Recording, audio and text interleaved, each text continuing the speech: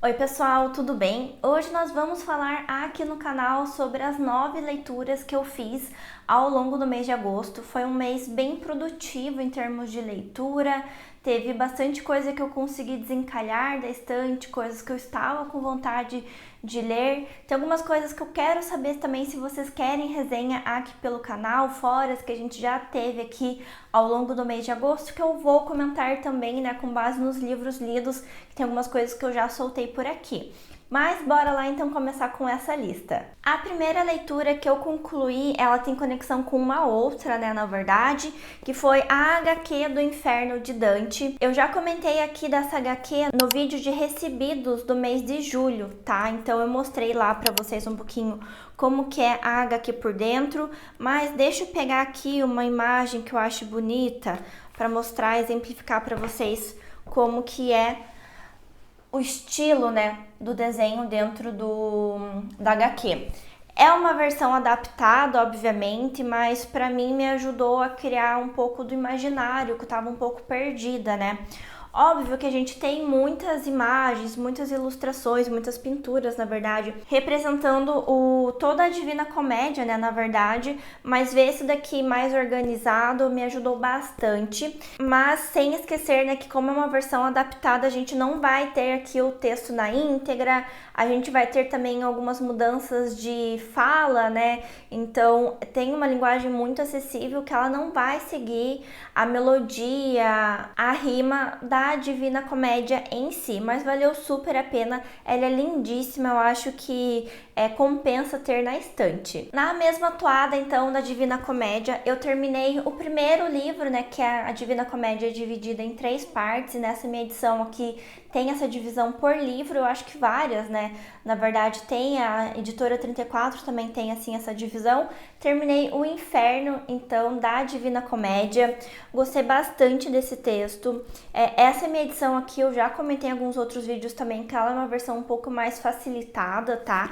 Não que ela seja a coisa mais fácil do universo, tá, gente? Mas ela é um pouco mais palatável.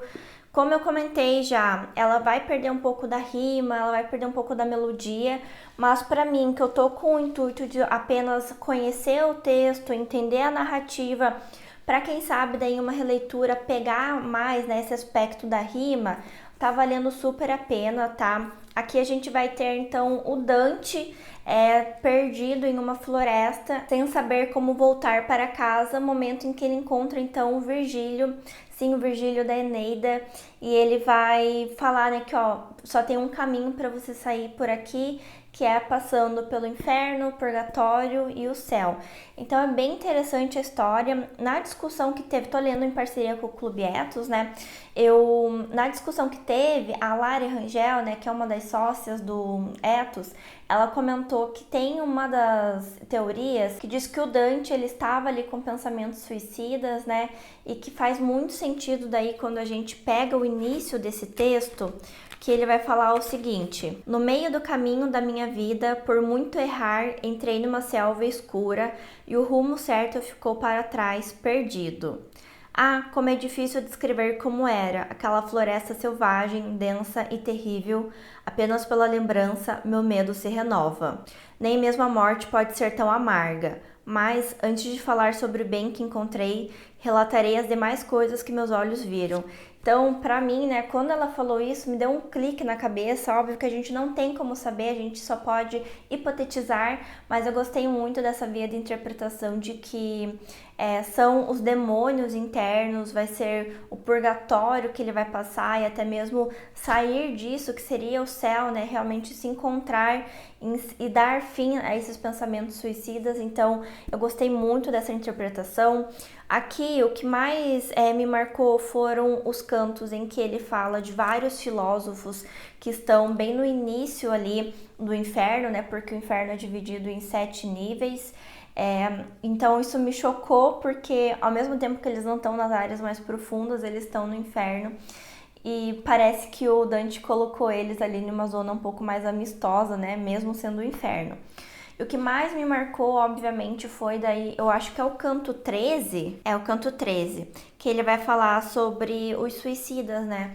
E aqui a gente tem os suicidas eles sendo representados como árvores, então eles estão fincados na terra, eles não conseguem, né, andar, ter mobilidade nem nada.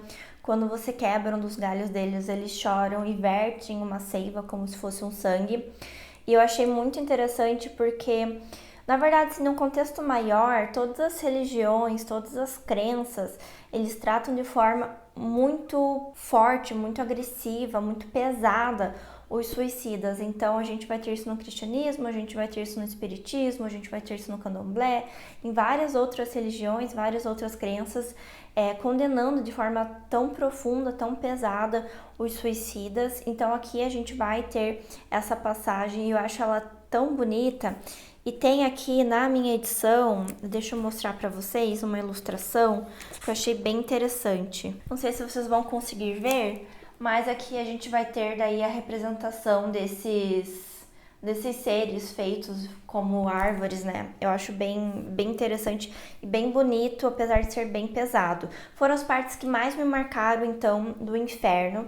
Eu já iniciei hoje o purgatório, já tô um pouquinho atrasada, que o pessoal começou no dia 2, hoje já é dia 4, então tô ali alguns dias, mas eu estava terminando nesses últimos dias um outro livro, preferi terminá-lo antes de avançar com essas outras metas. Terminei também o Harry Potter e a Câmara Secreta. Gente, eu amei tanto fazer essa leitura. Eu tenho, né, gostado principalmente de ver como que a história ela vai se amarrando, sabe? Como aqui a gente vai ter a primeira Horcrux sendo destruída, né? Além de a gente ter o Basilisco também, que vai servir lá no último livro, que o Rony e a Hermione vão descer, né, pela Câmara Secreta, pegar um dos dentes ali, né, do Basilisco para destruir outro Horcrux que eles tinham ali com eles. Então eu achei isso sensacional. Ver também a manipulação do Voldemort em relação a Gina. E a Gina tão frágil, né? Eu tinha esquecido o quão pesado tinha sido tudo isso que tinha acontecido com ela no começo, né? Seu primeiro ano de Hogwarts e ela passa quase que possuída durante todo esse tempo, né? Sendo muito manipulada. O Aragog que aparece, eu tinha esquecido como que ele é ladino, assim, sabe? Ele tá conversando, mas ao mesmo tempo dizendo que vai servir o Harry, o Ron e a Hermione de oferenda para os seus filhos. E como que novamente, né, na verdade pela primeira vez, vai acontecer isso novamente, né, em O Prisioneiro de Azkaban, o Hagrid é visto como culpado e muito por conta da forma da sua formação, né, em Hogwarts ter sido precária, ele não ter terminado, ele foi expulso por conta do Voldemort. Tipo, a gente esquece isso, né, pelo menos eu tinha esquecido isso, porque ele estava criando Aragog e daí como teve vários assassinatos por conta da Câmara Secreta estar aberta, culparam o Hagrid e a sua aranha.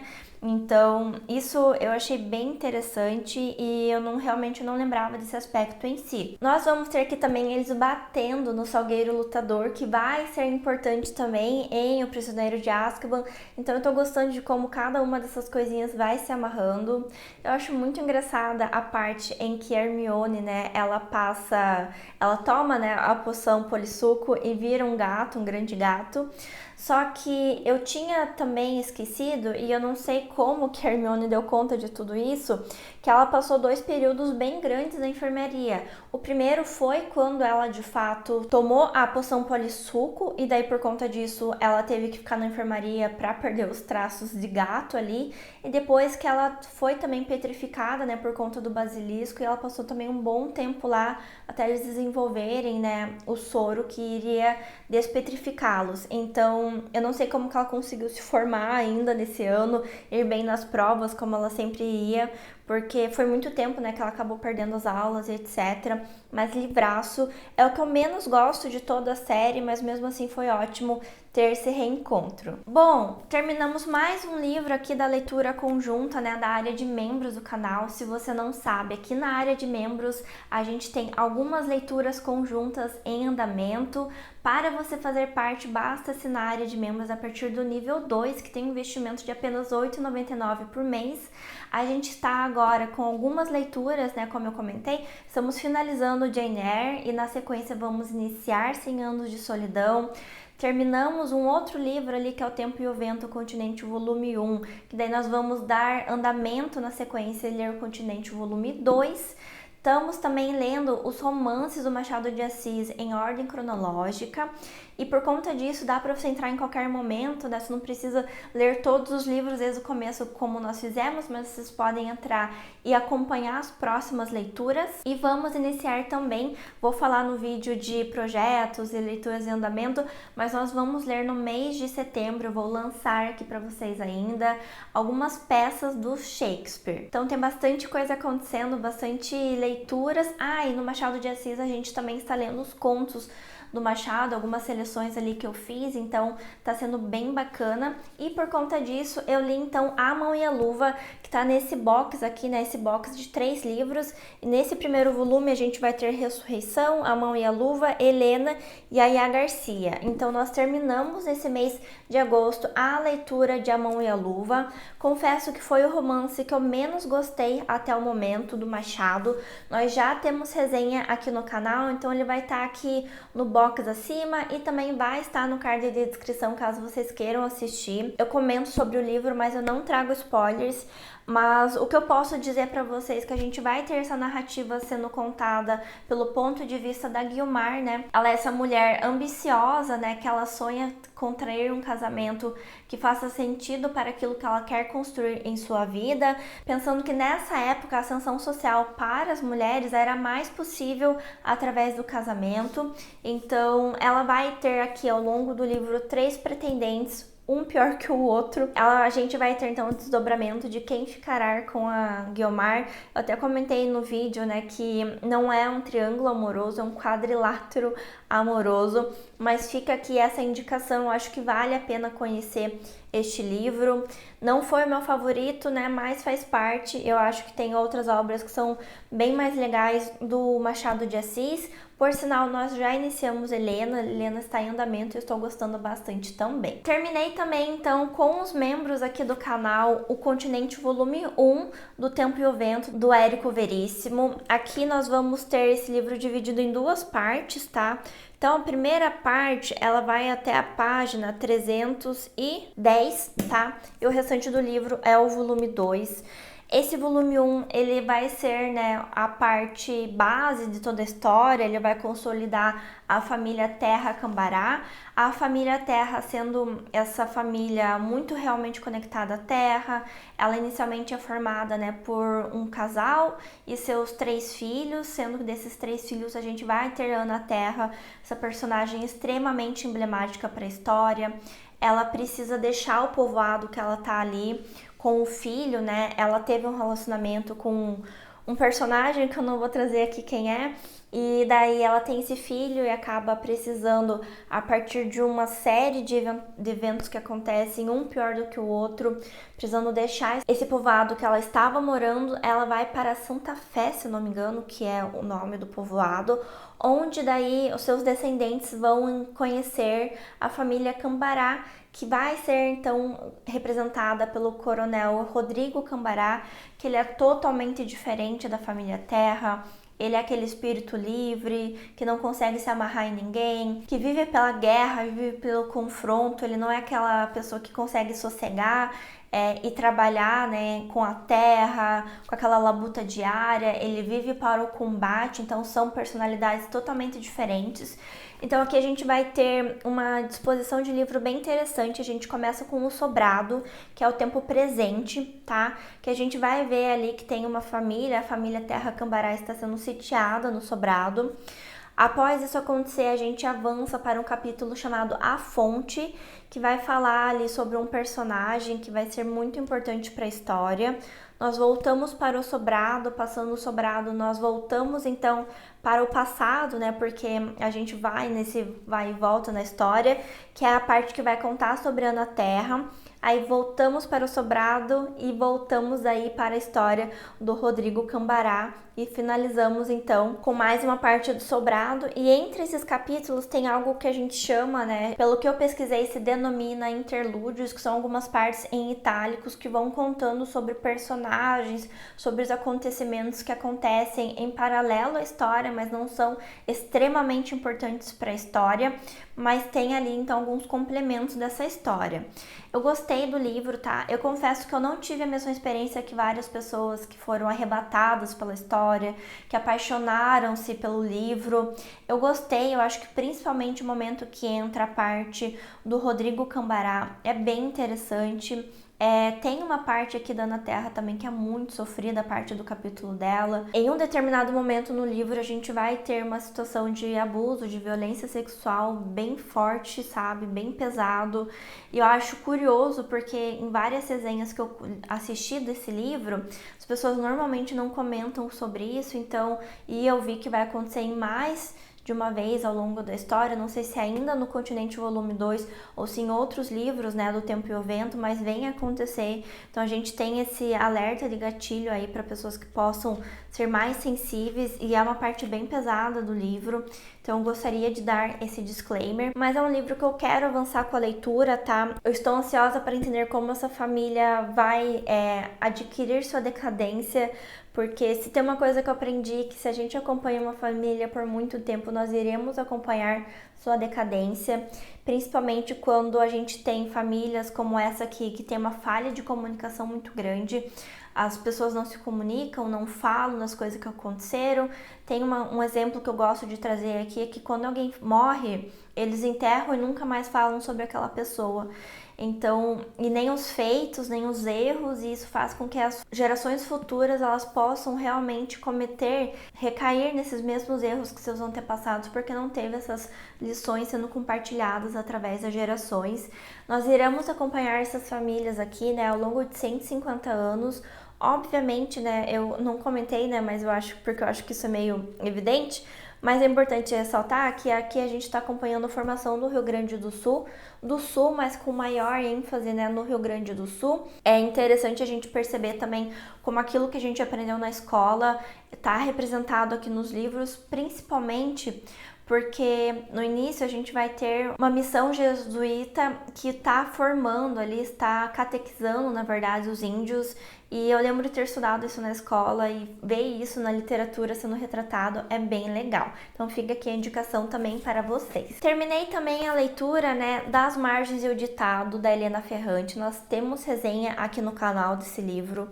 Eu me apaixonei por esse livro, eu gostei muito de como ele está estruturado, de como ela trouxe as reflexões para o livro. Aqui ela vai comentar sobre o seu processo de escrita, sobre o processo de leitura e algumas influências para a sua obra, tanto para a tetralogia napolitana quanto para suas obras que são individuais, né, seus livros que não são de uma série. Comentando então da tetralogia napolitana, nós vamos ter, né, duas amigas, a Lenu e a Lila.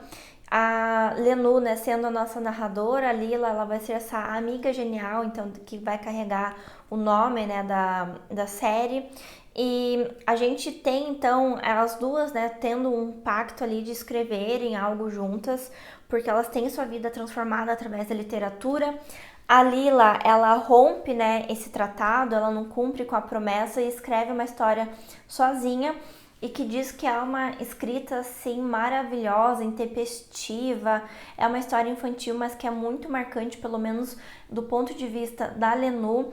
E a Lenu se torna escritora quando ela cresce e ela sente que nem sempre a escrita dela é boa, principalmente em relação a Lila, que ela nunca vai atingir aquilo que ela conseguiu atingir ainda quando criança.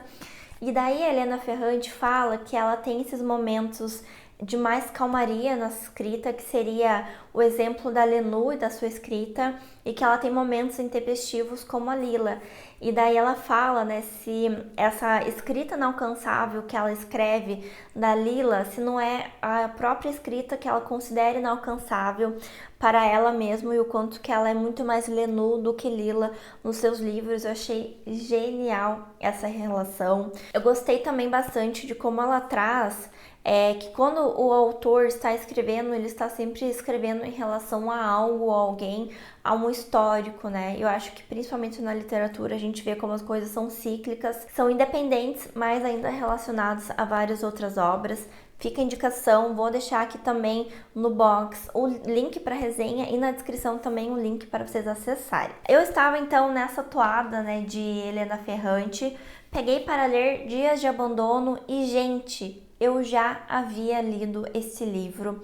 Eu não sei como, porque o meu livro, ele tava até sem essa marquinha de dobra aqui, sabe, na capa.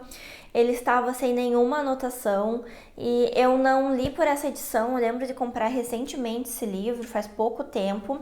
E depois eu não achei também no meu Kindle.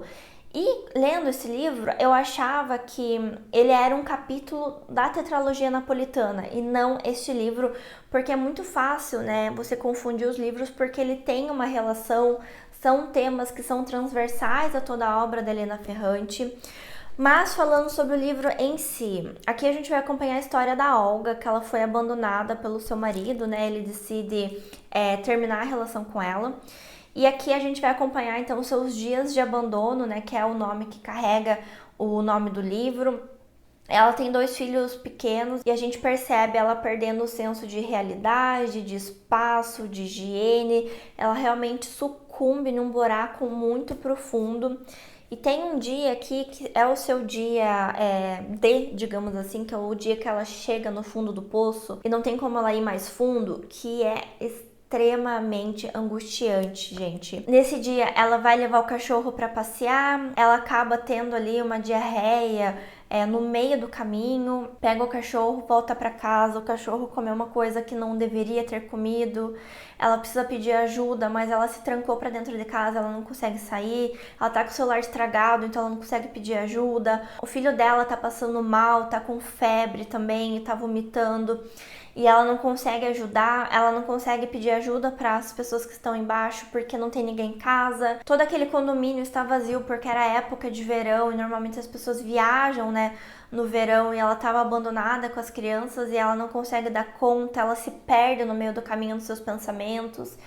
É extremamente angustiante. Eu achei muito pesado esse livro aqui, gente. A forma com que ela lida com tudo isso, e ela perde a essência dela, só que ao mesmo tempo que esse dia D vai ser o pior dia da vida dela, vai ser o momento que ela vai começar a se recuperar também do fim desse relacionamento.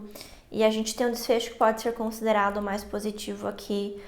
Mas, gente, muito pesado, muito forte. A Andressa, né, ela leu esse livro também, a gente tava trocando uma figurinha, e ela comentou que tem uma escrita muito chula aqui, que incomodou ela. De fato tem, só que pra mim, essa escrita chula, ela vem muito apoiada no quanto que ela está perdendo os bons modos, a sua essência, aquilo que ela é. Então ela se torna uma pessoa que ela não se reconhece e ela se torna uma pessoa que ela odeia, e as pessoas que ela odeia têm linguajares chulos. Então faz sentido, e quando ela tem ali um respiro, que ela começa a pensar em melhorar, isso cessa. Então eu acho que tem uma função aqui no livro, recomendo bastante, tá, pra vocês. Li também O Perigo de Estar Lúcida. Eu tô cansada de falar desse livro, mentira, não tô não. Mas eu fiz uma resenha aqui pra vocês no canal, vou deixar também o link pra vocês acessarem. Provavelmente será uma das melhores leituras minhas deste ano, vai estar ali no top 5 com certeza. Nesse livro, a Rosa Monteiro vai fazer uma relação, então, entre a criatividade e a instabilidade mental, e vai ser o principal, né, premissa que ela vai defender ao longo de todo o livro. Eu me identifiquei muito com ele, como vocês sabem, eu fiz uma resenha bem longa aqui, fiz uma newsletter só para compartilhar aquilo que eu senti com esse livro, mas se eu posso dizer algo, né, é aqui que vai corroborar, né, tudo isso, que eu, como uma pessoa neurodivergente, eu me identifiquei muito, uma pessoa neurodivergente que precisa criar, né, como eu crio conteúdo para vocês, crio material para a área de membros, então a criatividade tem que ser algo muito latente no meu dia a dia para que eu seja produtiva. E a principal parte que me marca, né, e que ela veio muito a calhar por um momento de ausência que eu estava vivenciando por conta do autismo, é que ela diz aqui, ela cita na verdade um neurocientista que diz que as pessoas que por mais adoecidas, né, que elas estejam, muitas vezes elas não querem abrir mão daquele traço, não querem se tratar, abrir mão de um traço, porque aquilo faz parte de quem elas são. Então eu me identifico muito com esse sentimento, recomendo a leitura, eu sei que tá todo mundo falando desse livro. Caso você não saiba se o livro é pra você, assista a resenha que eu fiz e leia também a newsletter, eu acho que dá um bom embasamento para ver se você engrena no livro. E por último, eu terminei As Brasas do Sandor Márai e, gente, esse livro aqui eu terminei meio revoltada, meio abismada, meio entretida, meio apaixonada, foi um mix de sensações. Esse é um livro aqui que a gente vai acompanhar a história, eu não lembro o nome do personagem exatamente, gente, sou péssima pra marcar nome do personagem, mas é porque ele fala muito mais o nome do amigo dele, que é o Conrad, do que seu próprio nome. Mas vamos chamá-lo de protagonista. Ele recebe, né, no início do livro uma carta falando que seu amigo mandou uma carta, o Conrad, dizendo que está voltando. Ele vai preparar toda a casa então para recebê-lo e a gente percebe que fazem 41 anos que ele foi embora, 41 anos e 43 dias após uma noite de caçada que eles tiveram e que o nosso protagonista entende que no momento que eles têm um servo na frente deles, esse amigo Conrad levanta sua arma para mirar no servo, mas na verdade estava mirando nele, né, no nosso protagonista. Então seu amigo teria tentado matá-lo. A gente tem também aqui uma descoberta de que a esposa do protagonista, ela foi apresentada pelo Conrad, então a gente tem essa amizade ali entre essas três pessoas e uma suspeita de que será que isso foi somente uma amizade? E gente, esse livro para mim é uma grande teia de suposições e crenças pré-estabelecidas e preconceitos a partir de eventos que a gente não tem certeza do que aconteceu. Eu terminei o livro muito com essa sensação, tá? O que de fato aconteceu? E eu já falei em um outro vídeo pra vocês, eu não lembro qual vídeo, mas que muitas vezes as pessoas elas têm crenças, elas têm verdades, e que por mais que aquilo não seja verdade absoluta, isso não quer dizer que o seu sofrimento em relação a isso seja menor. Não importa para a pessoa se aquilo de fato aconteceu ou não, o sofrimento psíquico ele é igual. Obviamente que em terapia daí a gente vai tentar desfazer essas crenças, mas para mim esse livro, ele me lembrou muito de Bentinho Capitu, porque o Bentinho ele também vai acreditar em algumas coisas e a gente não tem como saber se elas são verdades ou não. E aqui a gente tem um final que eu considero em aberto. E eu tô em dúvida se vocês querem que eu traga uma resenha pra vocês desse livro ou não. É um livro curto, então é muito difícil de falar dele sem trazer spoilers, mas eu amei a escrita do Sandor Márai. Esse livro é um grande monólogo, então isso é importante avisá-los que a gente não vai ter grandes acontecimentos, grandes eventos. Tudo se passa em um jantar dele conversando com esse amigo, com o Conrad. Na verdade, o Conrad ele mal responde. Ele fala prossiga, compreendo, siga adiante. Ele não se engaja nessa conversa de forma profunda. Então a gente tem um grande monólogo do nosso protagonista. E para mim, o nome As Brasas está muito mais conectado com as brasas do rancor e da angústia que ele sustentou ao longo de todos esses anos do que qualquer outra coisa, e o quanto ele manteve quente essas brasas para que elas pudessem pegar fogo, se incendiar no momento desse reencontro. Incrível livro, acho que vale muito a pena, tá? Fica a sugestão para vocês também. Me contem aqui nos comentários o que vocês leram ao longo do mês de agosto, o que vocês acharam dessas minhas leituras, o que vocês gostariam de ter resenha aqui pelo canal, que nós ainda não temos. Vamos continuar essa conversa aqui. E se você assistiu até aqui, meu muito obrigada. Não esqueça de deixar um like, de se inscrever e de compartilhar esse vídeo com outra pessoa que possa gostar desse conteúdo. Lembrando que todos os links desses livros que eu comentei estarão aqui no card de descrição. E quando vocês compram através do meu link, eu ganho uma pequena comissão e vocês não pagam mais nada por isso. E essa é uma das formas de eu reinvestir aqui no canal. Quero agradecer também aos membros do canal que fazem a diferença no meu dia a dia e que têm feito com que as nossas leituras sejam maravilhosas. E eu espero te ver no próximo vídeo aqui do canal.